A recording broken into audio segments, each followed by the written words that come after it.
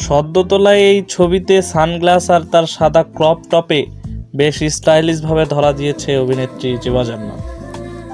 কিন্তু ছবির মূল চমক হলো তার সাদা সক্স, যেখানে লেখা আছে এসেনশিয়াল লস অ্যাঞ্জেলস।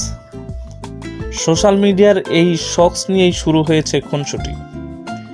অনেকেই মজা করে বলছেন জেবা জান্নাত কি মোজার প্রমোশন করছেন। যদিও এটি স্রেফ তার ফ্যাশন স্টেটমেন্ট, তবুও চমৎকারভাবে সবার চোখে ধরা পড়েছে। মজার এই কাণ্ডের মাধ্যমে আরেকবার আলোচনায় এলেন এই অভিনেত্রী। আপনারা কি ভাবছেন, শোকস নাকি স্টাইল, কোনটি বেশি মনে ধরলো? মন্তব্য করে জানিয়ে দিন আমাদের।